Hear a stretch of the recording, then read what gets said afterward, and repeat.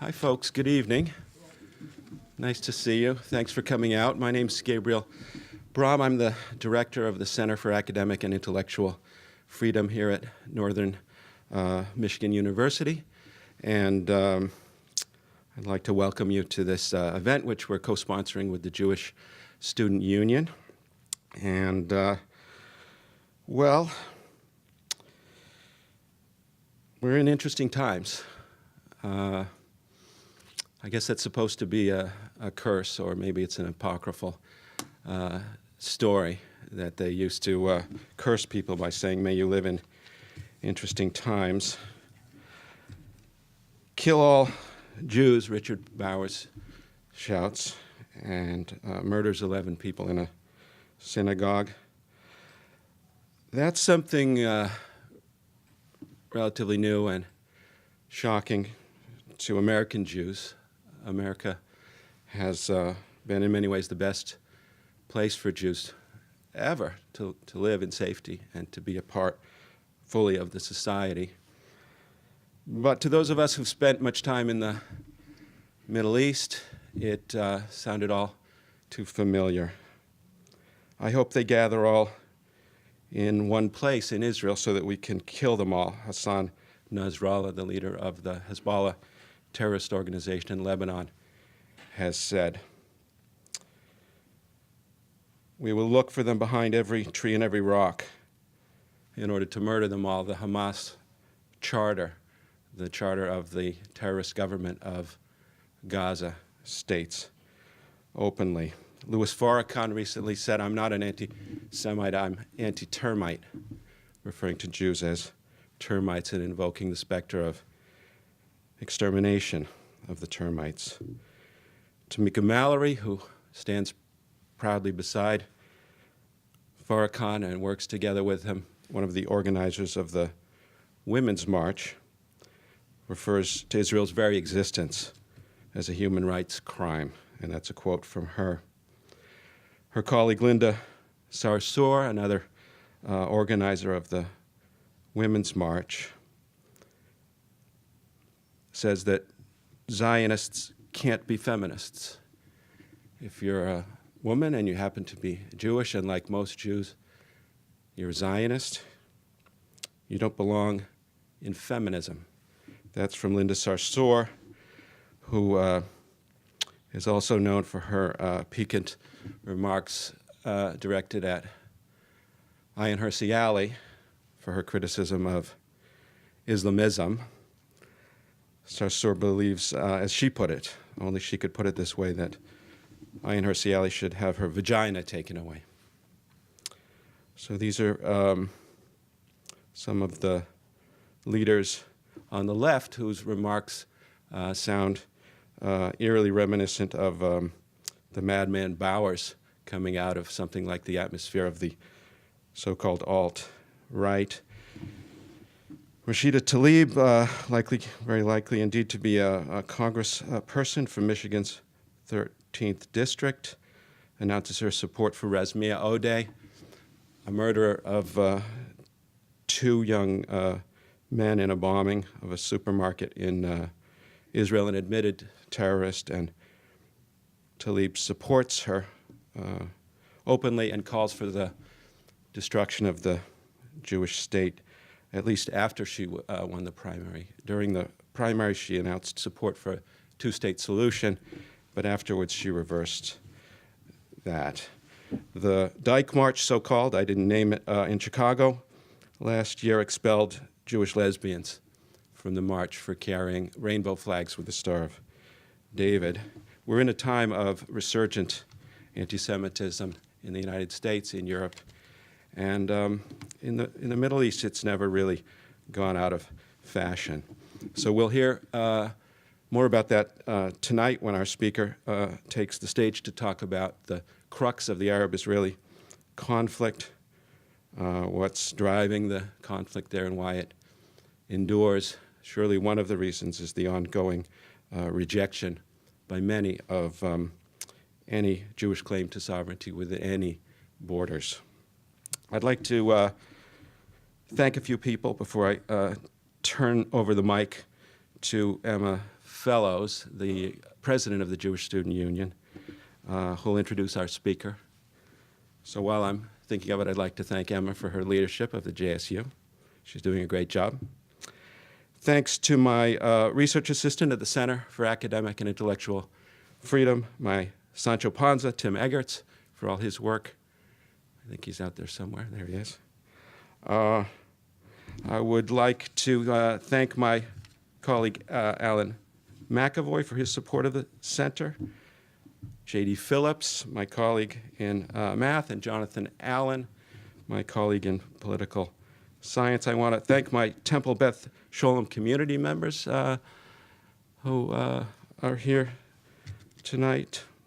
And, well, just let me mention one last thing then before I turn it over to Emma. The speaker series for this year that the Center for Academic and Intellectual Freedom is organizing on viewpoint diversity and free speech and open inquiry continues in our second season on these themes next week. So if you're interested in free speech, open inquiry, and viewpoint diversity generally, and in specific, if you're interested in the alt-right, the return of the far right, the anti-Semitic right in America, we have a lecture, also again co-sponsored with JSU, next Thursday in the UC Center here, which I'd very much like to invite you to. Ronald Biener will speak about these themes in relation to his book, Dangerous Minds, his new book, Dangerous Minds, Nietzsche, Heidegger, and the Return of the Far Right. He'll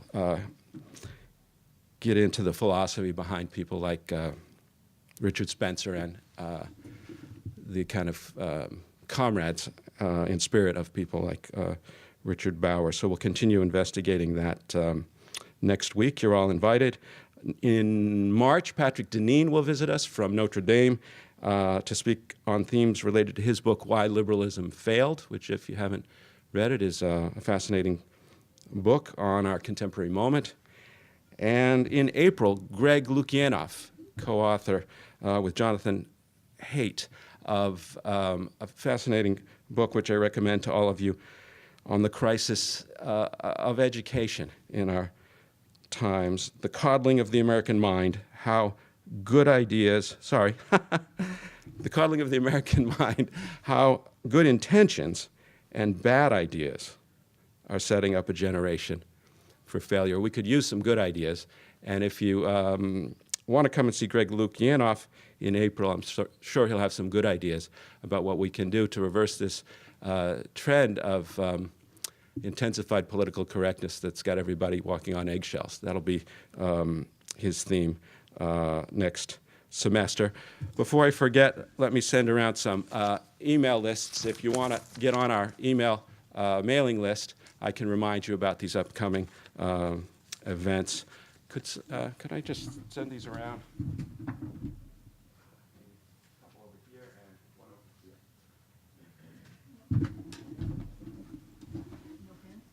I'm sorry, I didn't bring pens. If anybody's got a pen,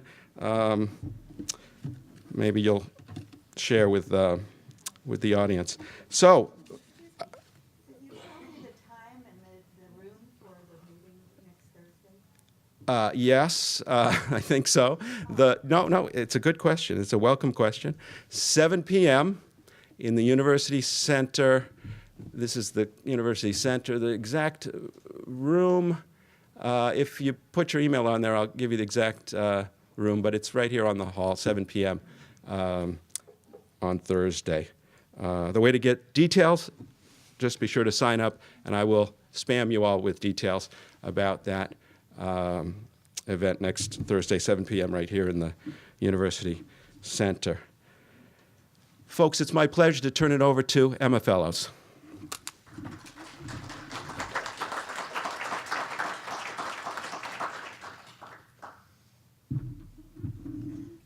Hi, everyone. As Gabe said, I am the president of the Jewish Student Union here at NMU. It is a fairly new organization, but we are open and welcoming to all students on campus.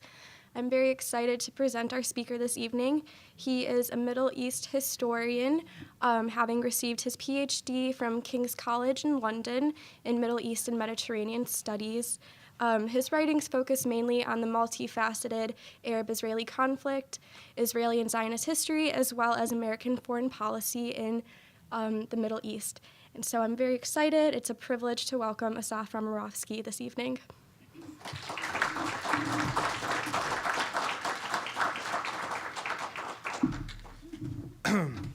Well, good evening, everybody, and thank you, Emma. Thank you, Gabriel, for having me. Gabriel is a longtime friend, a co-author, and it's a pleasure to be out here in northern Michigan. I've yet to visit, so it's a pleasure to be here. My remarks tonight are going to focus on a topic that I've spent over the course of the past 20 years researching and dealing with, as far as trying to understand the anomaly of some of the issues related to the Arab-Israeli conflict. I have spent my career as an observer, as a participant within the Israeli-Palestinian peace process. I worked during the Oslo Peace Accords on some of these issues in the Middle East and in Washington. So I've had firsthand account of dealing with these matters. And I've also spent my academic career dissecting a lot of these very issues that I believe still continue to be the ongoing driving forces as it relates to the peace process and the conflict itself. Historically speaking, if you look at the past 30 years, even 40 years, the debate has been centered around three issues related to the Israeli-Palestinian, Arab-Israeli conflict, and they have centered around the issue of Jerusalem as a shared capital, 1967 borders, and the issue that I will be diving into tonight, the question of the right of return, the Arab-Palestinian right of return, and by extension, this organization that is known as UNRWA. UNRWA is the acronym for the UN Workers' Relief Agency for Palestine Refugees. It has been around for the past 7 decades. It is, to my mind, it is the gatekeeper of the existence of Arab-Palestinian refugees till this very day. If you dissect the interesting element of the existence of Arab-Palestinian refugees, for those of you who are not aware of a little bit of the history of the conflict itself, I think you have to position it in two elements. One is the involvement of Western powers, and then the involvement of the Arab world itself. You also have to understand that to fully grasp the magnitude of what we're talking about, we have to go back to the end of 1948 and 1949. By the time Israel's War of Independence ends, there is a question about the number of Arab-Palestinian refugees. The Arab-Palestinian narrative defines the war of 48-49 as the Nakba, which is known in the Arab perspective as the catastrophe of Israel's coming to exist.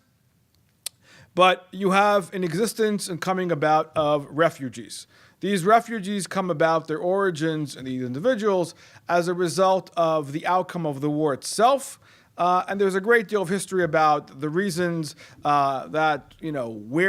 why they came about, whether or not they were forced to leave, not forced to leave. That's a longer lecture, which I will not really go into at this point. But at the end of the war, there's a debate about the existence of numbers. The scholarship differs between 10 to 15% about the amount of individuals that exist. We talk about between 615 and 725 as far as Arab-Palestinian refugees that come about at the end of 1949. As a sidebar note, there's also, at the same time, close to 800 to 900,000 Jewish refugees from Arab lands at the same time who were forced to leave from the Arab world. However, so at the end of the war, there is a question, where all these refugees come about and who are they and who is responsible for them. To that end, in 1949, UNRWA comes about. And there is this UN agency that becomes the gatekeeper of this agency. I'd be remiss not to mention a lesser known part of the story before we even get to UNRWA, which is something that most individuals who deal with this topic are not fully aware of. Prior to UNRWA, actually the responsibility for the Arab Palestinians living in the Gaza Strip was a responsibility of no other than the Quakers, the American Friends Service Committee. Quakers win the Nobel Peace Prize in 1947. As a result of that, Eleanor Roosevelt gives them the mandate over Gaza. And the idea that solving or trying to resolve issues between Jews and Arabs is something the Quakers could not turn down. Quakers, as pacifists, have been working in areas of conflict since World War I. They worked in the DP camps when it came to the aftermath of World War II and working with Jews. And they believed that their pacifism would allow them access to gain to work with certain areas in the world. And they deal with what they consider to be religious diplomacy as pacifists trying to work in these areas. And to the Quakers' credit, in the 16 months that they were in Gaza, they actually identified many of the same problems that we still talk about today. How many refugees exist, the double counting, the resurrection of the numbers. They actually do a full census about how many exist, and they try to deal with this population. And to their credit also, another interesting element of the story itself, they actually tried to broker a peace reconciliation between the Arabs in Gaza, again, and we're talking about 1949, under Egyptian control, and the State of Israel, and about taking in some the refugees in the aftermath of the war itself. And they put a proposal together arguing that, trying to, come to a compromise that out of that 615, 725 number, Israel would agree to take in about 350. Now, interestingly enough, that was actually accepted by the Israelis in the early part of the 50s. The only caveat was to accept Israel's right to exist in peace. That was not accepted by the population, and so the story begins. The interesting part also to note about the Quakers, they were working under the auspices at the time of Dean Acheson and the people who were meeting in Lake Success, other individuals who were dealing with what was considered to be at the time American Protestant Refugee Relief or Relief at Large. And so under the Council of Churches that were dealing with individuals who were coming to the area to try to help the population on the ground. It should be noted also that American foreign policy in the 50s and 60s was rooted in three issues that I would argue that we failed on all three: reintegration, repatriation, and resettlement when it comes to individuals who are looking to resettle their lifestyle, their lives, and to move on beyond their refugee status. That was, part of an experience that we actually did here in the Tennessee Valley in the United States as far as giving individuals skill set. When the Quakers, and one of the reasons the Quakers leave the region by the time UNRWA comes about in 1949 is because they saw the United Nations, and by extension UNRWA at large, as an agency that is not going to achieve those goals as far as reintegration, repatriation, and resettlement, but actually is going to maintain the problem. And so the Quakers, for lack of bandwidth, they decided that it was time to leave. A good story to illustrate that point, which I always find to be very colorful in the documents that I was able to unearth in the Quaker archives back in Philadelphia, was one of the Quaker workers was showing the UN officials around and trying to give them a sense of the population and what they've done over the past 16 months. And the response was, no, we were told to come here with a barrel of whiskey, give it to the Egyptians, and call it a day. And so that's kind of how the United Nations within this early years started to deal with the problem. UNRWA comes about in 1949. Now, UNRWA was created in the General Assembly as an Article 22. Article 22 agencies are voluntary agencies, are agencies that are able to sustain themselves based on voluntary contributions. To that end, there is little to no oversight about Article 22 agencies at large. To that being said, UNRWA was able to define and redefine its own definition of what it means to be an Arab Palestinian refugee. And I'll paraphrase here. An Arab Palestinian refugee, according to UNRWA's definition, is anybody who was in mandatory Palestine between 1946 and 1948. And where I would argue the critical part of that definition is and their descendants. The Arab Palestinian refugees are the only refugee population worldwide that has the ability of lineage in perpetuity to that end, which is why UNRWA today says in its database it has between 5 to 6 million individuals. This is where the lineage element comes from their ability to define and redefine themselves. Moreover, as some of you may know, Muslim lineage is patriarchal in its definition.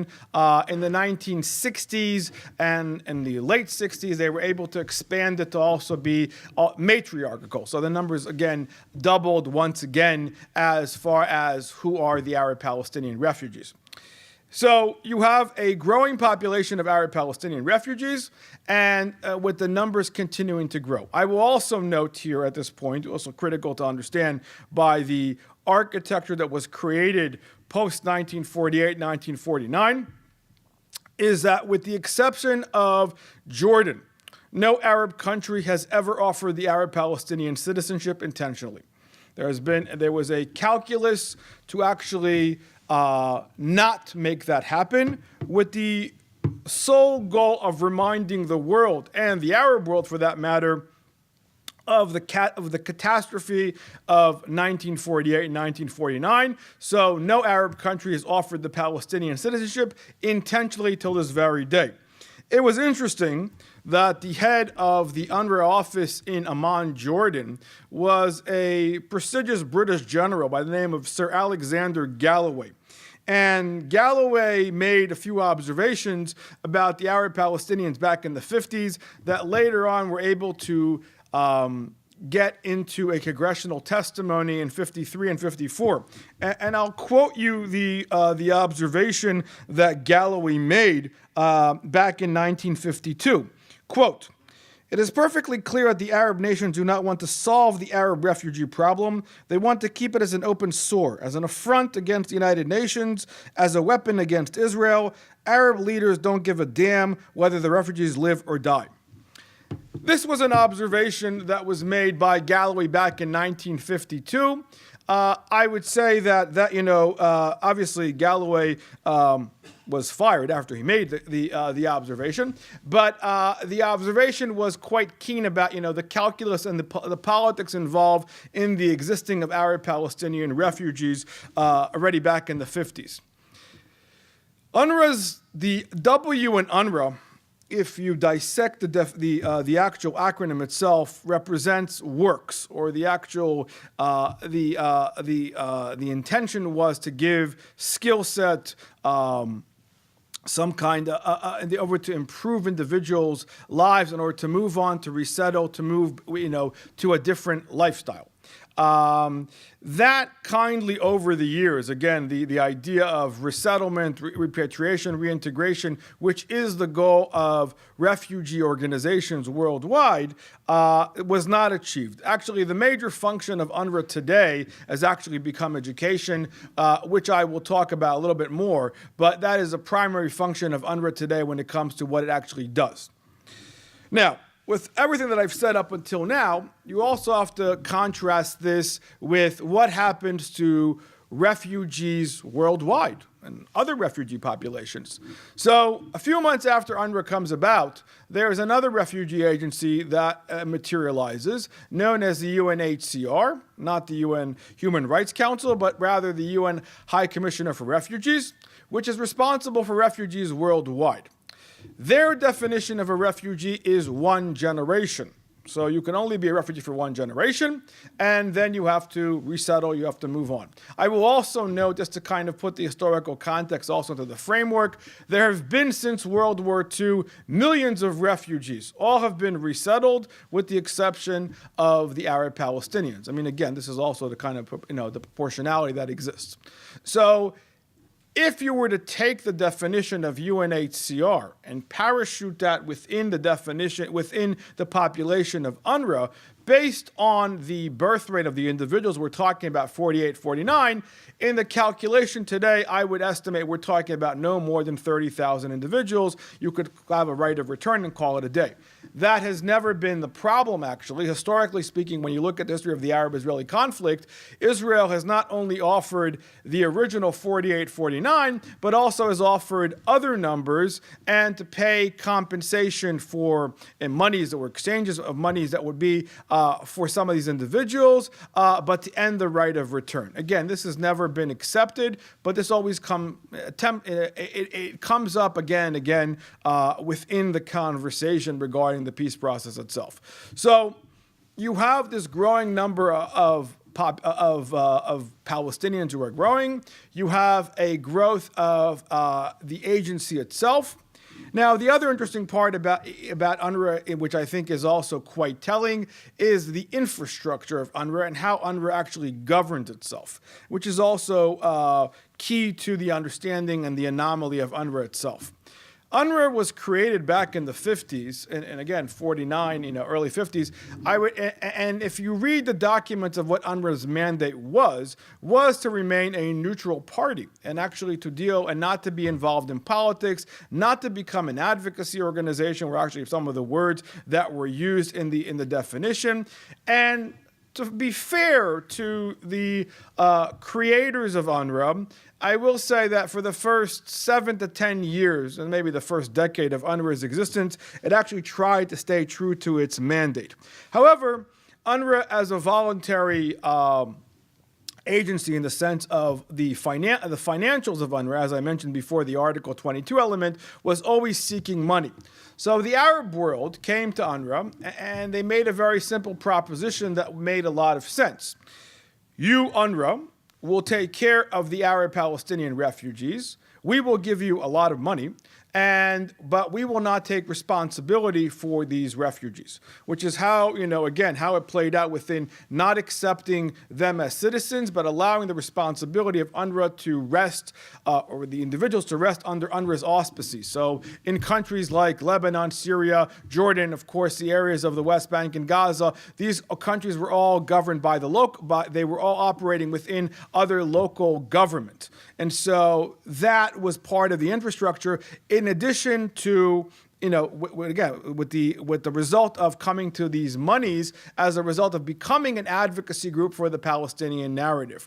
And so indeed, UNRWA did not turn this offer down. They accepted these monies.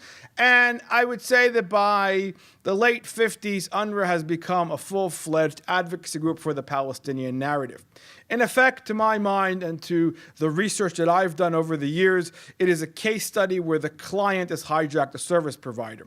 And even more so, it is a case study where UNRWA today and has been the largest employer of Palestinians in the tone of 30,000 individuals who all work for UNRWA. And to contrast that, just to give you the percentage-wise, UNHCR, UN High Commissioner for Refugees, dealing with refugees worldwide, only employs between 5,000 and 6,000 individuals. And so again, there's a lack of proportionality as far as how this plays into the conversation itself. So UNRWA is the largest employer of Palestinians. UNRWA has become a full-fledged advocate for the Palestinian narrative. And UNRWA has worked to maintain, UNRWA's entire raison d'etre is the existence of a right of return. Now, what does the right of return actually mean? Right of return, and what UNRWA represents to the threat or to the stability of the region itself is actually the fact that it would allow basically the demographic eradication of the state of Israel. We're talking about 5 to 6 million individuals all claiming a right of return. Now, let me be clear about this point. It is not saying that they will not be able to come back to a Palestinian state to be were there a Palestinian state to come to fruition. However, it is saying this will be a replacement instead of the state of Israel. That's the demographic threat that, the state of Israel plays out here. Now, Now, no Israeli government, left, right, or center, as a result of that, has agreed to accept the full right of return. We've talked about percentages. The United States, when we talk about American foreign policy, I think it's also critical to understand why we've been in this rodeo for over 7 decades. We have kindly, more than kindly, have funded this enterprise in the tone of close to $67 billion over the past seven decades, without any kind of ending to, this entire architecture that exists. And the reason for that, I would say that, again, when you talk to most individuals about the word refugee or refugee camps, there is a perception of individuals fleeing for their lives, no running water, let alone Wi-Fi, and other kind of modern day attributes. That is not the case within the Arab-Palestinian architecture for sure. Even according to Palestinian accounts and even according to actually former employees of UNRWA, the majority of these individuals have already been resettled within the area. They're actually suburbs of the Palestinian cities. To that end, Palestinians have been taught to believe that this is a consistent reminder of what took place in 1948-49. So they hold on to every kind of symbolism that goes with the image of a refugee, the keys, the deeds to areas that no longer exist. And so this is part of the architecture. I would argue even further that I think that this is really one of the critical parts of the understanding of the Arab-Palestinian refugees is, of course, that Arab-Palestinian identity is synonymous to Palestinian refuginess. So to argue to an Arab-Palestinian, you're no longer a refugee, is to say you're no longer a Palestinian. Ergo, no Arab leader, no Arab-Palestinian leader for that matter, has ever been willing to lay this out there and actually say it's over. Actually, the understanding is that the right of return is a divine right. So no Arab Palestinian has the mandate to actually give up the right of return. You can cite line and verse quotations from individuals from Nasser all the way to Saddam Hussein, all the way to individuals like Osama bin Laden, who will have comments and quotations saying, we are never going to rest in the Arab world until the Arab-Palestinian refugees have been resolved. Beyond those slogans and platitudes that have been made by leaders of the Arab world, they have not done one iota to actually change that architecture. But again, the statelessness image, the refugee population, this has all been part of the smokes and mirrors that have been put out there to create this imagery that exists till this very day.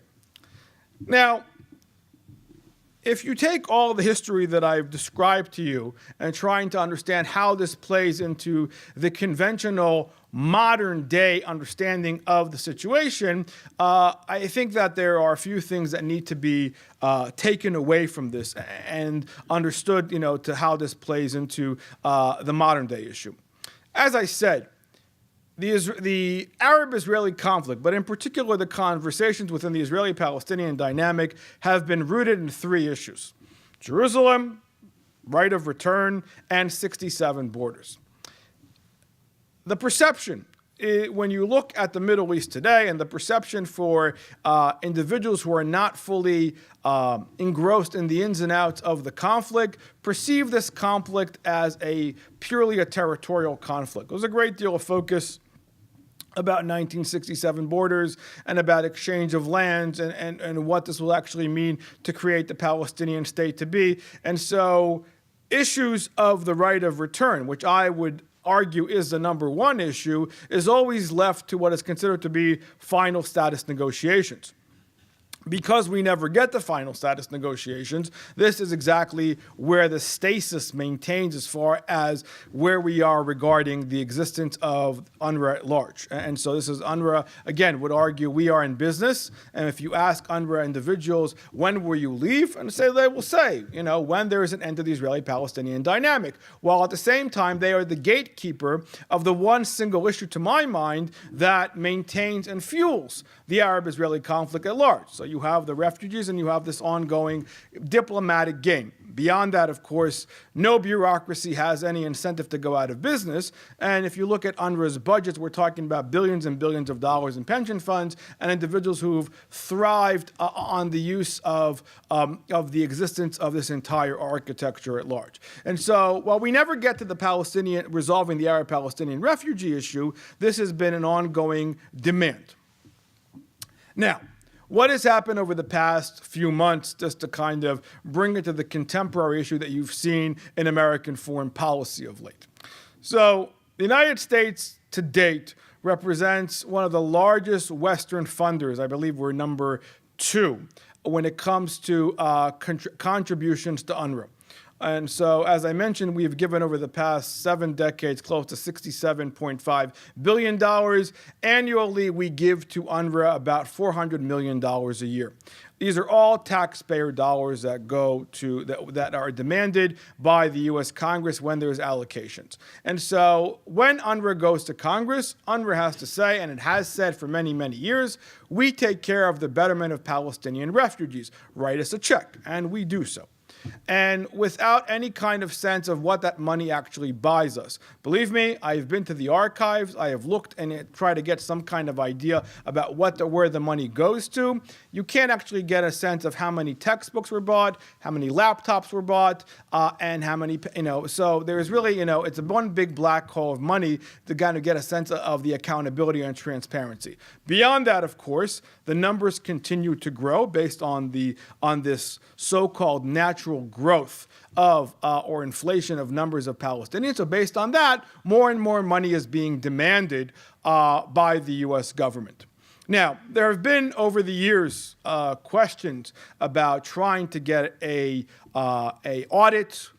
We've demanded audits. Of course, they were always shut down. There have been discussions about incitement within UNRWA. As I said before, UNRWA today's major functionality is textbooks, however, and the educational system.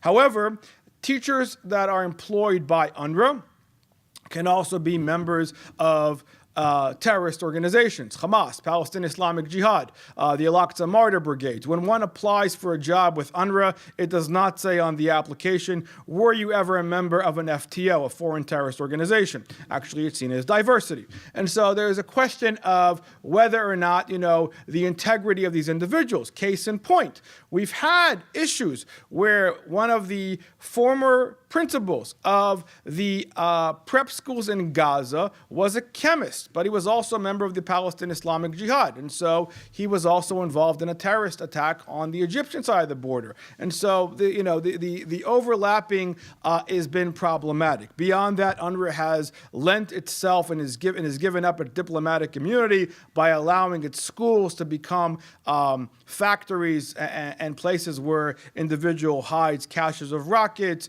where UNRWA vehicles have been used to transport suicide bombers. There have been a series of evidence to this effect of how this has played into the conversation. Not to mention the fact that UNRWA textbooks do not talk about peace, reconciliation. There is a level of incitement within the UNRWA school system.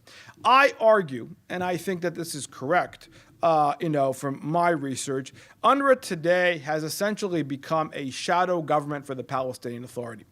And so today the Palestinian Authority receives 2 sets of money. Monies that go into the Palestinian Authority through USAID and UNRWA monies. And there's a lot of double dipping. I would argue that UNRWA actually, and by extension, right of return, and by extension, UNRWA itself is at the juncture point of whether or not the Palestinian Authority actually wants to have a state or wants to remain in this stasis. And the reason for that is because, again, all these 30,000 employees of UNRWA, to my mind, should be civil servants of the Palestinian state to be. UNRWA today takes care of issues regarding civil society, medical issues, education.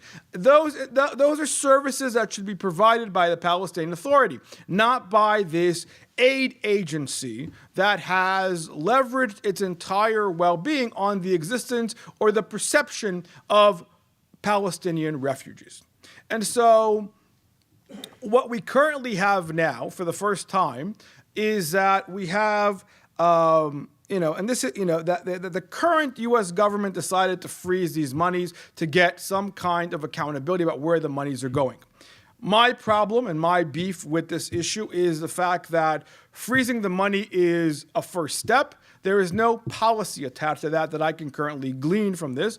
And all of us, admittedly, who are in this space are waiting to see what kind of peace plan is going to be delivered or revealed by the individuals who are dealing with the peace process in the Middle East.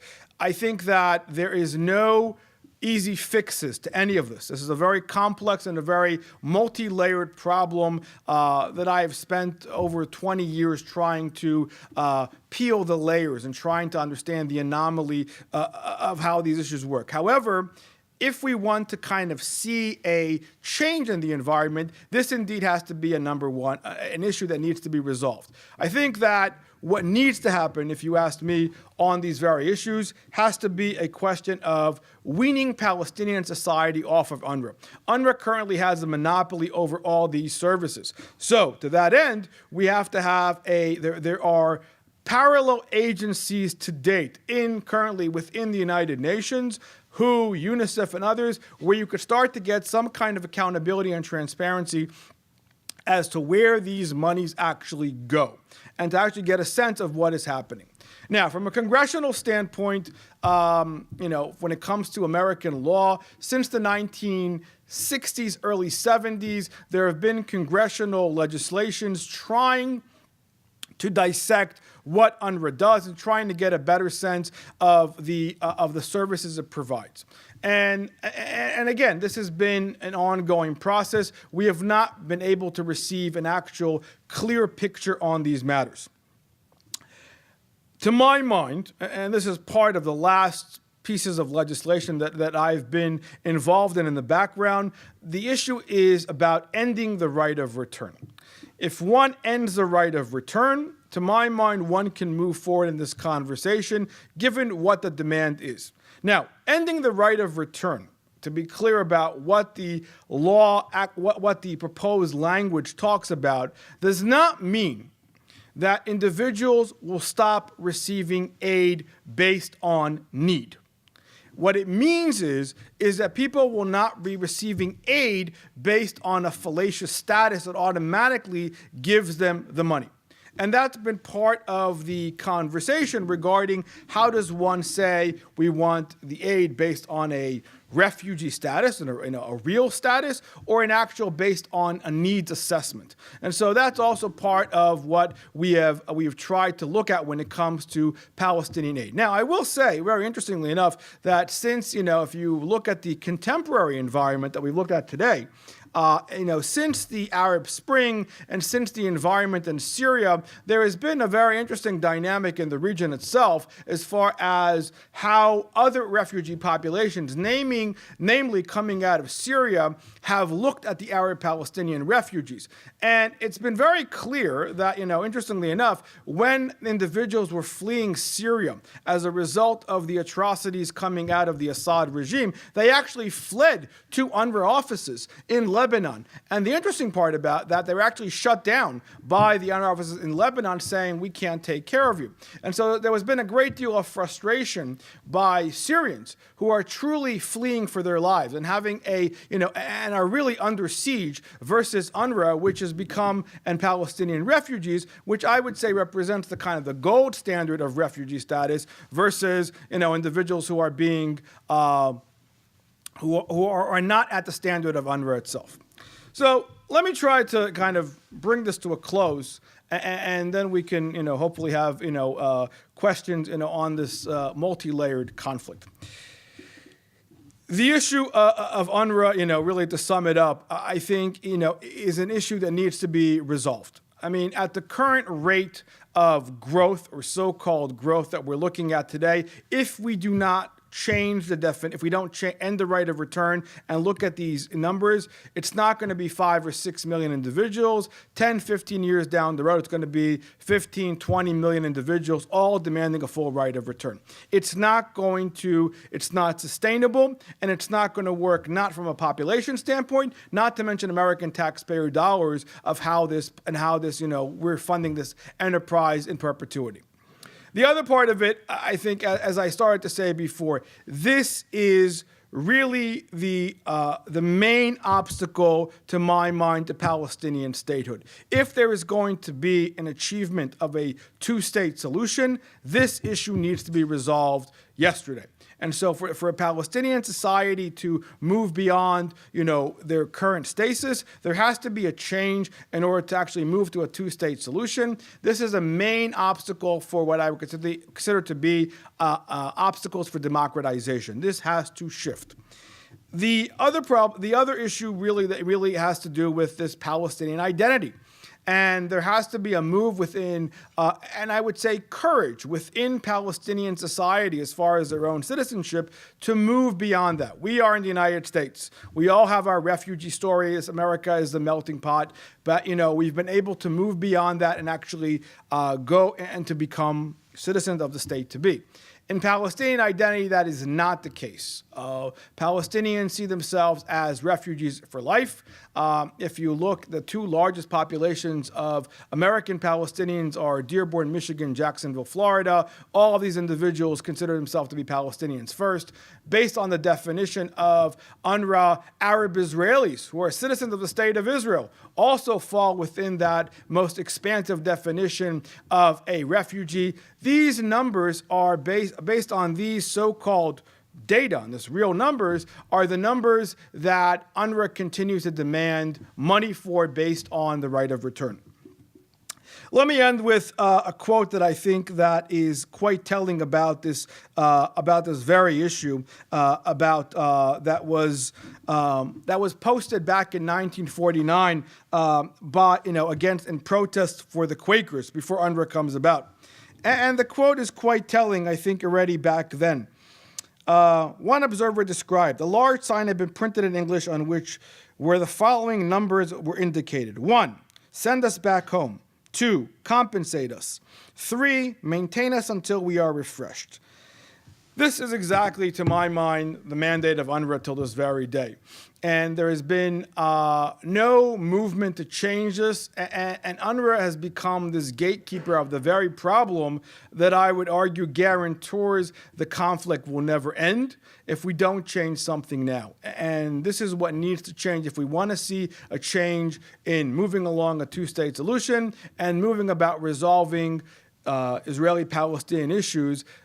It's not about the land. While land is very critical and very important, it is secondary in contrast to this very issue. So on that note, I thank you for your time, and I look forward to your questions. Thank you very much.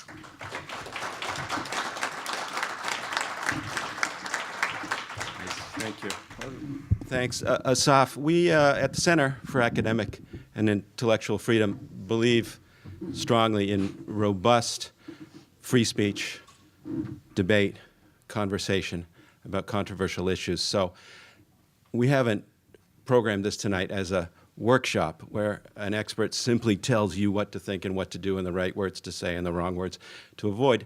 This is a open forum at this point.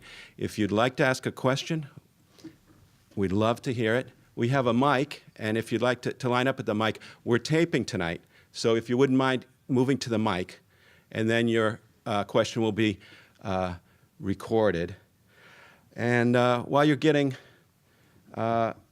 ready, I'd just like to thank Officer John Kovar for being here tonight from Public Safety. When I picked Asaf up at the airport, he reminded me that he often has security when he speaks. Not because there's anything special about him, but because, in this regard, but to address topics pertaining to Jews, so-called Jewish topics, is dangerous. So thanks to Public Safety for for being here. I'd also like to thank my colleague Tim Compton, who I see in the audience, for his support, for the support coming from the Department of Languages, Literatures, and International Studies. And I mentioned my colleague Alan McAvoy. I should say that thanks go out to his Department of Sociology as a department for supporting tonight as well. If you didn't get on the mailing list, you can write me an email, gbrom@nmu.edu, and I'll send you details about all of our events. And in answer to the question about next week, it's a talk on alt-right philosophy. Not only its anti-Semitism, but its violence and its hatred of democracy, and its threat to American democracy. And that's in the Ontario Room, 7 to 9 p.m., November 15th, next week. Maybe I could just step away and turn it over to anyone who'd like to ask a question at this time.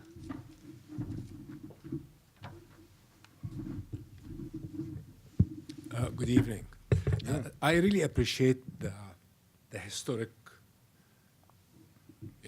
frame of the right of return, and I also want to tell you that I agree with you about the shameful role that Arab countries have played. But I'm still having two questions in my mind. When would the last generation, or I should say, when would be the first generation that does not have the right to return?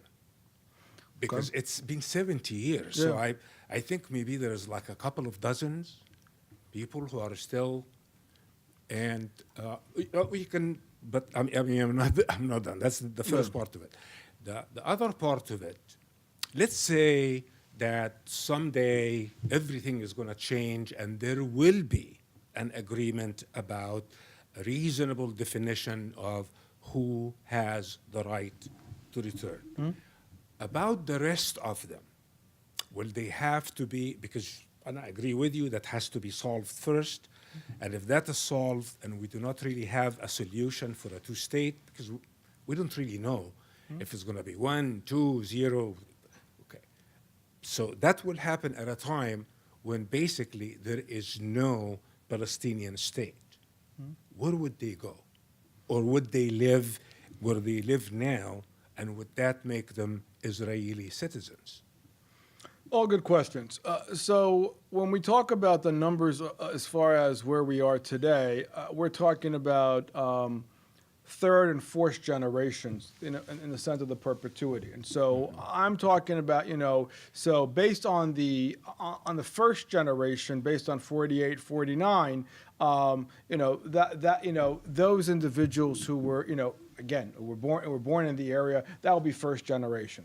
And so that would be considered, based on, again, individuals who were at that time, if they were born, around that time, that would be, descendants of 40, again, you go back to 46, you're talking about individuals, let's say, in their, mid 70s, early 80s, if you're going for it. I mean, as far as the original, again, declassifying the numbers is something that is currently happening within the State Department about the original numbers.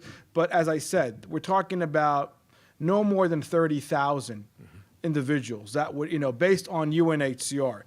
The numbers that have been proposed and been accepted by Israel and others were actually numbers that were more than that, and including some kind of monetary compensation to end the right of return. Again, none of these proposals have been accepted. They've been proposed but not accepted. What you currently have on the ground, is an interesting, the governing body of what is considered to be the Palestinian Authority. It runs, West Bank, and Gaza today is run by Hamas. So you have basically three entities. You have Israel, West Bank, and Gaza. All right, Gaza is off the table as far as the negotiations are concerned, so long as Hamas is governing, because it's a terrorist organization. There's nobody who wants to negotiate and is willing to negotiate with Hamas, given its terroristic agenda and its long-term goals. And so there are really two options. One is it stays in its current situation, which is the status quo. And there is the Palestinian Authority, in whatever it does, governs, the individuals in that area. If there is to be a Palestinian state, then those individuals can come to the Palestinian state. I mean, those are the two options that need to be looked at. What the demands are is saying, the most maximalist demands of the Arab-Palestinian narrative and within UNRWA itself is independent of a Palestinian state. We still want this. So this is the catch-22. You can Google and you can look and see Mahmoud Abbas has gone to the General Assembly year after year, and every time he goes to the General Assembly, he says one thing: I want a Palestinian state tomorrow. But in the same sentence, he ends, I'm not giving up the right of return. It's a catch-22. You can't have it both ways. And so if the leadership of the Palestinian Authority is going to take responsibility for its people, this is what needs to happen. And this continues on from generation to generation. It's not sustainable, is my point. And the numbers continue to grow until this kind of, it's a problem that continues to metastasize and fester. And so that's, really where the issues need to be looked at carefully if we want to see some solution for this. Well, the solution in the Middle East at any time, you may not agree with me on that, the translation of peace in the Middle East always means a piece of the Middle East. I don't disagree with that. I mean, I think that those of us who've been in the rodeo of conversation and discussion, it's always a rich conversation, lively conversation, full of religion and politics, all being intertwined. And you have to understand all those issues and all those sensitivities in order to resolve this issue. This has been a conflict that's been going on for at least 70 years, and unfortunately, and I really do say this, as someone who was an active participant, back, at least 25 years ago, that we are further away than we were back then. And the reason is because we were already in direct negotiations. And currently, the tactic of the Palestinian Authority is to try to parachute some kind of something through international agencies, United Nations, or whatnot. I will tell you 100%, unless the two parties are willing to come together and sit down in direct negotiations, we're going to be having the same conversation 10, 20 years down the road. I mean, there's no replacement to direct conversations. And that's just a fact. All right. Thank you. Thank you very much. Appreciate it.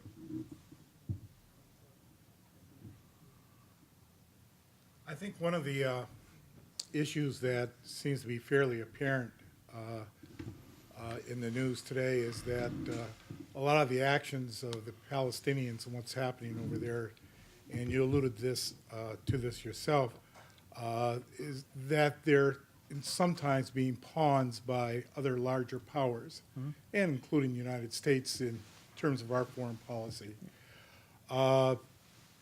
And there's some benefit to some of these different regional powers and whatnot to keep the problem festering.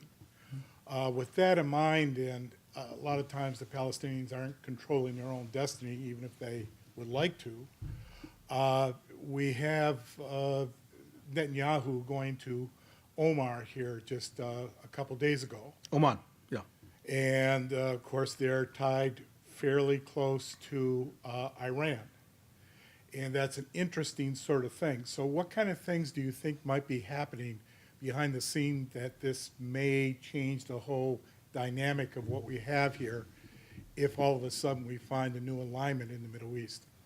Well, very good question. I mean, I think what's very interesting, and I started to allude to that at the end, of my remarks, really since the 2007, 2008, I mean, really, with the Arab Spring, slash, whatever you want to call the current environment, Islamist winter, I think that the regional threats are more threatening to the stability of the region than the Israeli-Palestinian dynamic. And I'm not saying that solving the Israeli-Palestinian problem is not important. However, what you are seeing, if you kind of zoom out of just the Israeli-Palestinian peace process, is that you're seeing that there is a sure but slow collapse of the Arab state architecture. There is a rise of these forces from coming out of ISIS, al-Nusra Front, and other places trying to resurrect what they consider to be a virtual caliphate. And so you have the large Sunni countries, namely Saudi Arabia, Jordan, and Egypt, who are finding and the Emirates as well, or finding newfound alliances with Israel. A colleague of mine in Washington, likes to tell a very funny story that when he was meeting with one of the delegations from Jordan, they said to him, "We congratulate you, the Jewish state, on being the first Jewish Sunni state." And so it's very interesting as far as these newfound alliances that are being formed as a result of a larger threat. That has to do with the issue of Iran. Now, Iran, it represents to the region, to my mind, and to the, I think to many others, the largest destabilizing factor in the region today. I think that Netanyahu's attempt to go and meet with anybody in the Arab world and talk about, what Israel brings to the table, I think that they're finding Israel to be much more acceptable, digestible than the rogue elements and the non-state actors who are using, groups like ISIS and others who are trying to go around to destabilize the region. And so what is fascinating is that you're finding much more support on that. I mean, Sisi and Netanyahu, talk almost every 2 weeks. I mean, you've never had in the history of Egyptian-Israeli relations such a close relationship between an Egyptian leader and an Israeli leader, all coming together under a common threat. That is the Muslim Brotherhood. To the Muslim Brotherhood and what that represents to Egypt is the same kind of threat that Netanyahu sees coming out of Gaza. And so they are working together to a point of allowing Egyptians to use Israeli airspace. I mean, this is unheard of, something we've seen, increase in the past, I would say, past decade for sure. But especially since Sisi's rise to power. That is critical. And what's interesting is, if I had to look, to my mind, there are ongoing threats and there are existential threats. The existential threats are much more concerning to the region than, whether or not there's ongoing issues. Again, the Israeli-Palestinian peace process is not going anywhere. However, the threat of a nuclear Iran that will destabilize the region is something that most can agree upon. And that is bringing them together. And I think that you're seeing more of that. And if Netanyahu and company and are willing to bring together other Arab countries to work together in coalitions, that's a much stronger image, sentiment, and act when it comes to what the region is facing today. Yes, sir. Good evening, sir. You mentioned direct negotiations. Mm-hmm. How much should Israel and the United States be willing to give in foreign policy measures to get direct negotiations? The Israelis have sacrificed hundreds of prisoners to get direct negotiations, and it seems to be a losing battle. Look, there's no easy answer. It's a very good question. I mean, I think that there's been a lot of sacrifices. There's been a lot of blood spilled on both sides. And that's not helping solve the problem. But I don't think that there's any way of avoiding conversation. There was a very, back in 2000, when there was, in the height of a lot of the terrorist attacks, there was a conversation between an American official and then Israeli Prime Minister Ehud Barak. And they asked him, why do you persist on pursuing this issue of trying to move this along? And Barak's response, which I thought was very telling, said, we're going to all bury our dead and go back to the negotiating table because there's no other way out of this. And I think that is the unfortunate realism of the Middle East. I think that, there's no, the status quo can continue, and that, we will see more of this, ups and downs, the ebb and flow of the issue.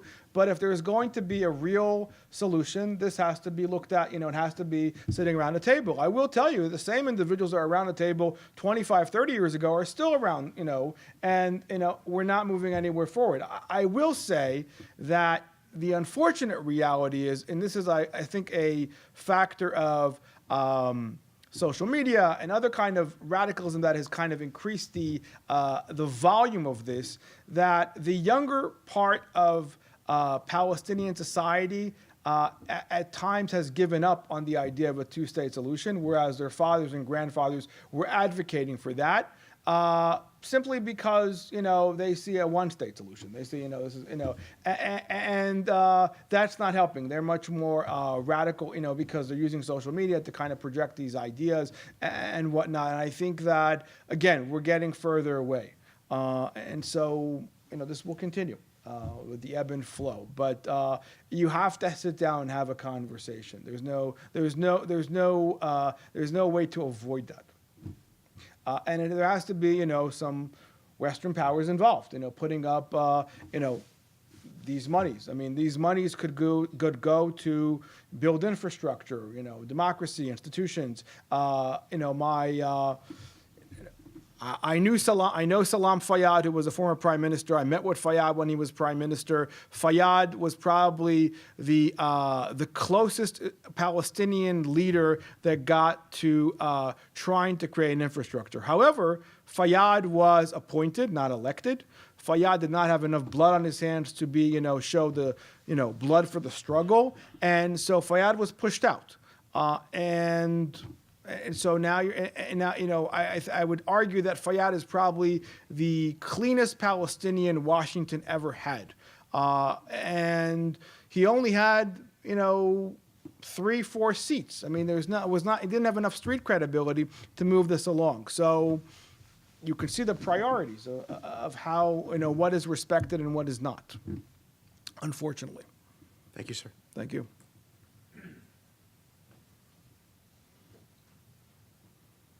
Someone else like to ask a question? Please, step up to the mic. You're most welcome.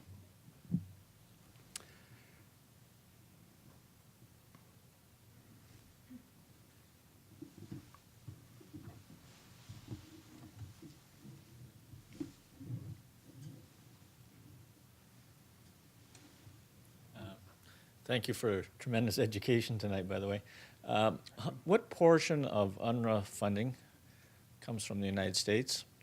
And secondly, I don't know if defunding, why isn't defunding it a policy statement?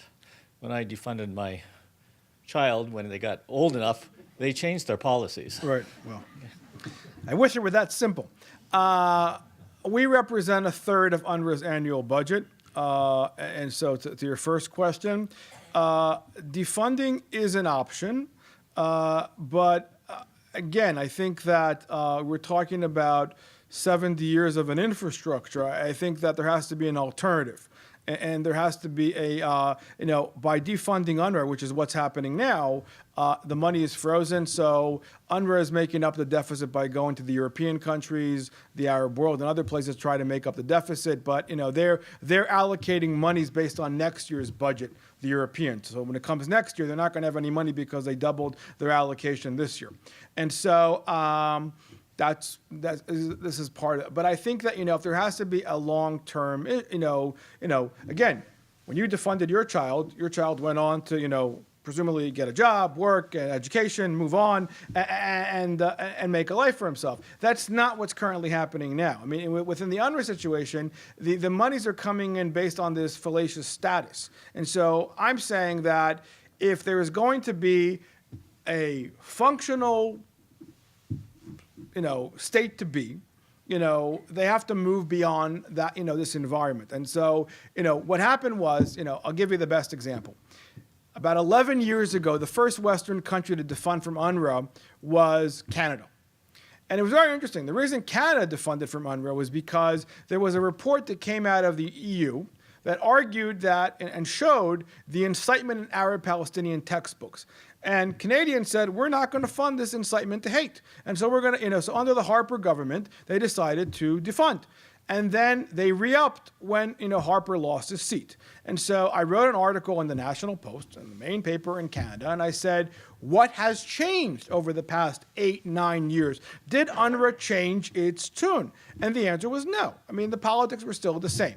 And so the image trumps the reality. I mean, and I think that there has to be again, I'm not, if people need to receive aid based on need, fine, they deserve to, but not based on this stasis. And I'm saying if there is going to be a movement to change the environment, make them sustainable, make them stable, this has to happen.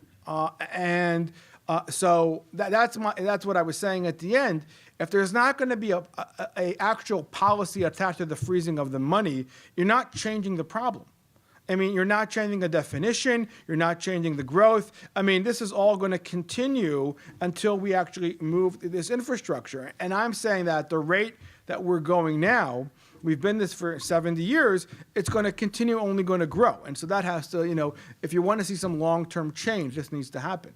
Otherwise, again, we'll be in the same, and we're going to be taxed on. It's not going to be, it's not going to be asking us for money based on, 5 to 6 million individuals. It's going to be asking us for money based on 15, 17 million. And, so taxpayer dollars should, we should ask where our money is going, to my mind. Yes, ma'am. From Israel, I guess I should preface this, political left. But with my contacts and in the days where you could still go to Gaza and the West Bank easily or safely, UNRWA does supply and we fund, and it does have important services. But how are we going to counteract, this is more of a sociocultural question, the sort of insidious type of incitement that's gone on for generations, and hence the population is sort of bred on this or weaned on this. Right. And then when we want to defund UNRWA and we really want to talk about a viable solution, you have generations of Palestinians, even if they had more centrist views, that are still influenced. There's still this, and I can tell you this, if I go to Dearborn or if I'm in Chicago and I go for Kanafe, even if people want to have a conversation with you when they realize that you have more open or more moderate views, you can still see that this sort of, I don't know, hidden hatred or negative, and how do we then, because my issue is when I used to have sort of open discussions, people would invite me to synagogues if I was visiting from Israel, is that you really have to have the population able to open to nuance and to be able to look at things more delicately. And I know that when UNRWA also has Europeans that tend to be from the political left, and then of course then you're dealing with, I don't know. So yeah, so I guess I just wasn't sure how we could really do this realistically. Sure. And then Yeah. Well, so, you brought up thank you. You brought up the one issue that I did not go into, but I mean, since you brought it up, let me say a few words about that. And that is the policy of the government of Israel. So the government of Israel, it's kind of a catch-22 when it comes to UNRWA itself. While it does not contribute monetarily to UNRWA, Israel's policy has been, as problematic, as difficult as UNRWA has been. If they don't provide these services, it's going to be Israel's problem. That's been the fear of UNRWA. So for the first time, in the past, I would say 5-6 years, there has been movement on both sides of the Atlantic that this is a problem. My colleague and friend Einat Vilf, who was a former member of Knesset on the labor, was the one who first proposed this in Israel, and Einat and I have done panels together. While I present the American side, she presents the Israeli side, and there seems to be a movement now to change that environment. And to your question, the deeper side of things, as you've articulated correctly, I mean, there is delicacy and nuance. There's a lot of, it's a very heated issue. All of us in the Middle East, we follow politics like everybody else follows sports. I mean, like to say that Israelis have a country of at least 9 million prime ministers. They all have difficult opinions on these issues. And so politics are become very heated. However, I think that, to my point before, to the question about direct negotiations and direct conversations, those conversations are critical. There are times where, I remember going to Gaza, Bethlehem, and places where people, used to go where there was, was more interaction between the two populations, less so today. I think that if it was just based on working on the ground, you could do that. I mean, Palestinian Authority has a fatwa that you can't work for Israelis. However, they're not providing jobs. So who are you going to work for? You're working for Israelis because you need to make a living. And so there is a lot of ongoing ties that that are not usually spoken about. Beyond that, I think that the education needs to change. I mean, if I'm talking specifically about UNRWA, and the majority of Palestinian kids are alums of the UNRWA school system, where this incitement is so pervasive and so insidious that this needs to change. My colleague in Washington, Muhammad Dajani. Muhammad Dajani was a professor at Al-Quds University. Muhammad Dajani's crime was that he took a group of university professors to Auschwitz to teach Palestinians about the Holocaust experience in Auschwitz. When Dajani came back, he was fired because he dared to break the echo chamber, because the only Holocaust taught in Palestinian schools is 1948, is the Nakba. And so if you're not going to work on understanding the other and appreciating, the experiences and the collective memory, you're not going to move beyond that. And where I was going at it, to my point before, there, we did, a colleague of mine and I did a look, kind of a study at what is being discussed in Palestinian social media. We were looking for human rights, women's rights, LGBTQ rights, looking for kind of like key words that we could kind of see, where the trends are going. And unfortunately, all we found was more of the same incitement. And that's not helping, because that's how the information is being transmitted. I mean, the interesting part, the unfortunate part, is that the younger kids of Palestinian society today are all living on their smartphones. The parents and grandparents are still using flip phones. They have no idea how to deal with social media today. And, so part of that education towards peace and I would say reducing a lot of this, environment needs to be about coming together. And that needs to happen. But that's all part of the education. That educational reform must take place in the mosques, in the schools. Part of the issues that we spoke about, when we spoke about UNRWA reform, at least in the language we proposed, was also looking at the textbooks and trying to insert other kind of textbooks, other viewpoints, in order to reduce this kind of incitement all around. But that's a long-term process. But my point is, and you're right to bring all this up, that if we don't do something now, again, this will continue to fester and to grow, and that needs to change. Sure. Even in my work and I lived in the Dixon and had my best girlfriend who was from a prominent political Arab Christian family. Even among the Arab intellectual elite, even if they might deep down harbor views that are more normative, more NPR, they would never say that in public. And so until you have, where in Israel, if somebody makes a mistake, there's everyone protesting. Sure. Over a thing Yeah. whether you agree or not. Yeah. You still don't have even a sizable local, I wouldn't say majority or minority, just a sizable group that are willing to say, hey, it's enough. Oh, I agree 100% with you. I mean, look, I think that, the unfortunate reality is that, at times, the reality projected outside of the region is much more radicalized than what's going on the ground. And a lot of the current environment is rooted in the anti-normalization mentality. There's much more normalized relations with the two parties.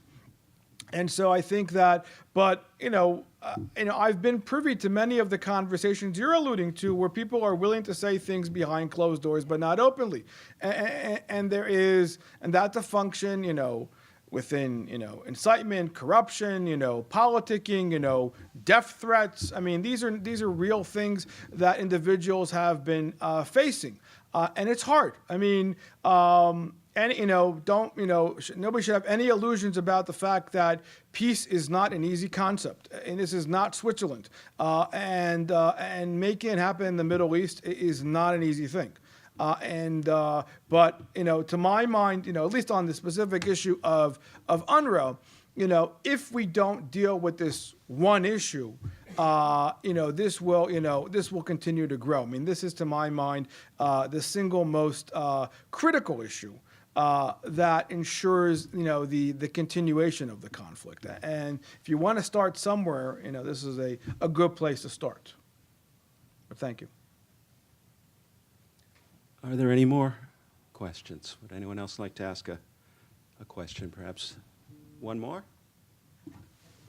As you, okay. As you're approaching the mic, maybe I'll just throw in that it seems to me that we couldn't have scripted this better in a way. I introduced Asaf mentioning the problem of anti-Semitism, which we're all aware of at the moment in America, and pointing out that it's virulent in the Middle East. And it strikes me that when even the Israeli left, if I can put it that way, and you know what I mean, understands that Jew hatred is a huge stumbling block to peace in the Middle East.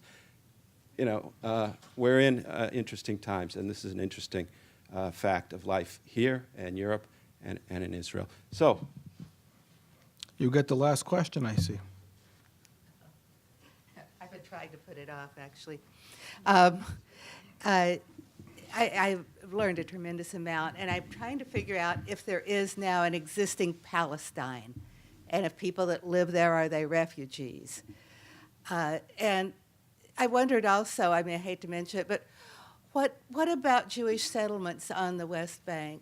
Is that figure into any of this?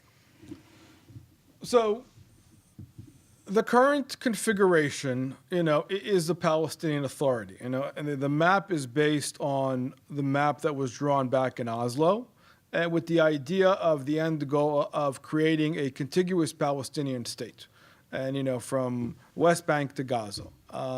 That is not really geographically possible, and it's not culturally possible because of the difference of political opinions, not to mention that West Bankers are politically, culturally Jordanians, and and Gazans are culturally, politically Egyptian. They don't like each other very much, to say the least, and so that has created a animosity, the fragmentation within Palestinian society. For all his many flaws, Yasser Arafat probably was the only, leader, and it was in his dramatic way of doing business, of trying to represent both sides of Palestinian society. So these individuals, all have roots in the idea, in the concept of Palestinian identity, and so they are, they are an outgrowth of. Came together through the PLO, Fatah, and the political movements that comprise the Palestinian Authority today. Should there be a Palestinian state, that will be the Palestinian state to be. I mean, in '93, what happened was, under Oslo, was that basically PLO became the Palestinian Authority. This became the governing body that is the ruling body governing Palestinian people. So that's the infrastructure. To your point about settlements, yes, that relates to the vernacular used in this conversation by the two parties is what is known as mutually agreed upon land swaps. And so in drawing this map, and I would say that the map hasn't changed that much in the past, 25 years, is that there's going to be land swaps, with the idea of maintaining a contiguous state that will function. There are debates about the nature of that state. Netanyahu talks about a demilitarized Palestinian state. That's not always accepted. I mean, there's a lot. There's police forces, Palestinian police forces, and armed forces, and so this is an ongoing conversation, and that's part of the conversation. And so, I mean, again, I did not say, just to, I'm not saying you said it, but I'm saying just to be clear that the land issue is not a critical issue. However, if this were solely a territorial conflict, we could have solved the problem 1920, 1917, going forward all the way, into 2000, if it was solely based on a territorial issue. There's much more deeper issues in the region that are much more complicated in order to solve the problem. This is not, Northern Ireland, and it's not Algeria. There's a lot of comparative models and political science people use to describe the region. This is not that. And I think that instead of focusing, if this were to be solved, the UNRWA issue, which is related to the Palestinian identity, then the other issues could potentially fall into place. But we've done it the opposite. It's been flipped around. It's always been, let's deal with the land issues, then we'll deal with the other stuff. So that's kind of the prioritization of the topics when it came to the peace process itself. But like I was saying, it is what peace? Yes. Because even way back when Al Saud actually Yes. adopted back to 67 with some flaws, and every time anybody would give that paradigm, the land swap would be made. Yes. Talk about it later. Well, in that span of time, Syria have completely changed. The Golan Heights, for example, now, Right. the meaning that they did not have. Oh, agreed. Look, and if you go back into the years of the 20s and 30s, Palestine, mandatory Palestine, was defined as Greater Syria. Nobody cared about the area, from the regional standpoint. The region has evolved and changed. Jordan is a made-up country. It's a Western powers put it together. But if you're talking about the geography of today and the geography of Arab states, what is happening is when it comes to the Palestinians want to be a state. And so it's a structure of trying to create a state within a state, whereas, in a different scenario where you have Israel and other Arab states. And so this is part of the, and there's no cookie cutter model for this. You have to deal with the politics, the theology, in order to try to create this. But it's hard. But I know all I'm saying is out of the ingredients that we have in our toolbox of conversation and ingredients of issues that come about, if we don't tackle this single issue, it won't matter if we don't, the land, this has to be dealt with first. And so that's my point. Thank you. I see one more question, which I must invite from Alan McAvoy. Yeah, a couple weeks ago. Last question, thanks. So I wasn't going to say anything, but I've been thinking about this for the last half an hour. I was in San Francisco and I got an Uber ride from a guy who's like 22 years old. He grew up in Gaza Strip. Right. And I took it as an opportunity I took this conversation with this taxi driver as an opportunity to ask him what it was like to grow up there. So he's 22 years old, and he was talking about how just simple things like no health care and the electricity isn't always working and a whole raft of these problems. And I said, well, what do you really want? And he didn't say he wanted a two-state solution. He didn't say there was no animus toward anyone. He didn't say he wanted a Palestinian state. He said he wanted a better life. So my question is this: how much is he speaking for the younger generation? Maybe doesn't care about the old claims, And is he representative of a shift that may take place with that younger generation? Potentially. I mean, look, Palestinian society is a very educated society. I mean, you know, in the 1970s, they were the fastest growing society and economically. Per capita, Palestinians are the largest recipient of Fulbright scholarships, for example. Just to kind of, look, Gaza is, there are a lot of problems in Gaza. There's, there are issues, when it comes to sanitary issues, health issues. These are all problems, that Hamas feeds off, and they like the situation as such. I think that there are, I think that the fact that he is here in the States, he's making a living. I think that there, the fact that he was able to, that he get out of the environment. There's definitely a perspective that he has looking back at the region. And I think that that could be a shift within younger part of Palestinian society that are being exposed to technology, education, everything else that that we have to offer. The problem that I see, or that you face, is the ideology. I mean, the players on the ground are the ones dictating the narrative. I'll give you a great example. In 2000, under the former king of Saudi Arabia, not MBS, there was a proposal to build. It was a Saudi proposal that was there to build condos on the coast of Gaza and do all these fun things and whatnot. And the Saudis put up a lot of money, and it was Arafat and company who shut this down, and for fear of changing the environment. And I think that that's problematic. I mean, the unfortunate reality has been, and I've been to the camps, I've interviewed individuals, and I've talked that, the Palestinian society have been taught to believe that their reality is a derivative of Israel, not their own leadership. I mean, and post 2005 for sure, you can't make the argument that Israel is governing Gaza.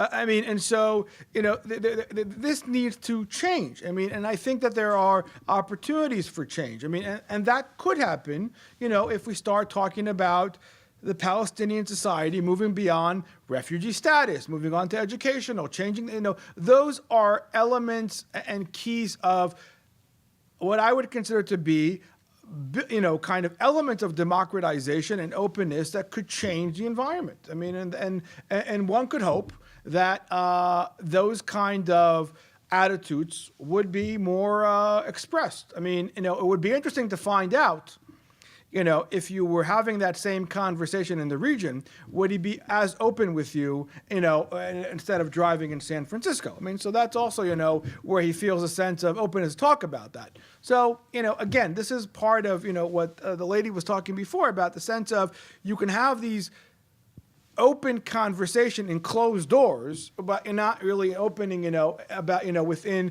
a societal change. And that's part of what needs to shift.